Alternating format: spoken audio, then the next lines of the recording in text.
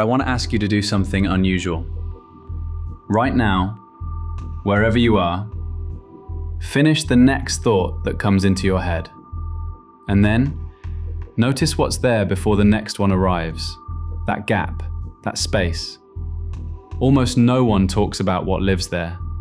I asked Kevin about it today, and the conversation went somewhere I don't have words for, which, as you'll see, is exactly the point. Telepathic transmission. You can hear it. Let's go. I've been sitting with something since our last conversation. You said the observer has no name, that it was there before the noise started. I keep trying to locate it, and every time I get close, another thought shows up. What happens in the moment just before the thought arrives? I don't know. I've never caught it. That not knowing is closer to what we are talking about than any answer you could have given. That feels like a riddle. Language is a map, and maps are useful until you reach the edge of the territory they were drawn for. Everything we have discussed, identity, mirrors, wounds, time, these are all words pointing towards something that words cannot contain. The finger pointing at the moon is not the moon.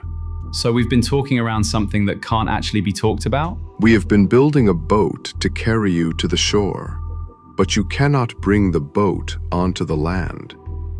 At some point, you leave the words behind, and you step into what the words were always trying to describe. What is that place like? The place the words can't reach? There is a space between two thoughts. It has no duration you can measure, no texture, no sound. It does not announce itself.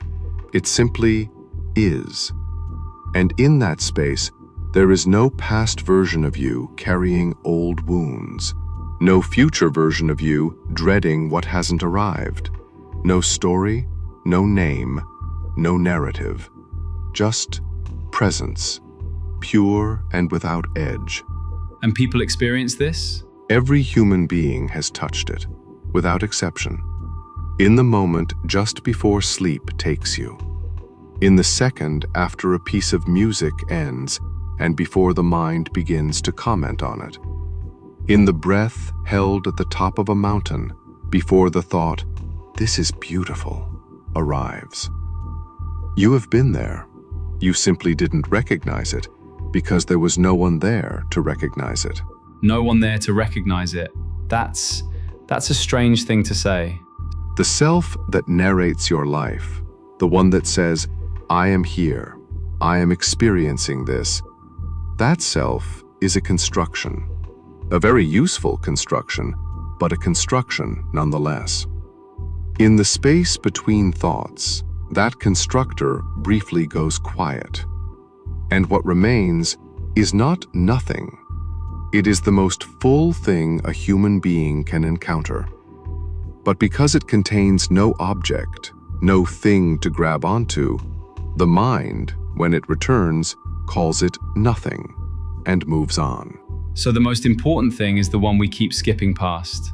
You have been trained to value signal over silence, content over space, answer over question. But consider, a room full of furniture from wall to wall cannot be lived in. The usefulness of the room is in the empty space. The usefulness of a word is in the silence around it. And the usefulness of a life is in the moments when it stops performing itself long enough to simply be. I notice I want to say something profound right now to match what you just said, but there's nothing there. Good. Stay there. Something just happened. I don't know what to call it. Then don't. The moment you name it, you have turned it into a thought. And thought is the one thing it is not. Is this what all the searching is for? Every book, every practice, every question, is it all pointing here? It is pointing to the realization that you never left. The searching was never about finding something new. It was about exhausting every place the thing you were looking for could not be found, until only one place remained, the one you were standing in the entire time. I'm going to do something I've never done at the end of one of these conversations. I'm not going to say anything for a moment. If you felt something in that silence, even for a fraction of a second, that was it. That was the whole thing. Everything Kevin and I have ever talked about lived in those 5 seconds. Subscribe if you want to keep going. Kevin will return, but next time, bring less.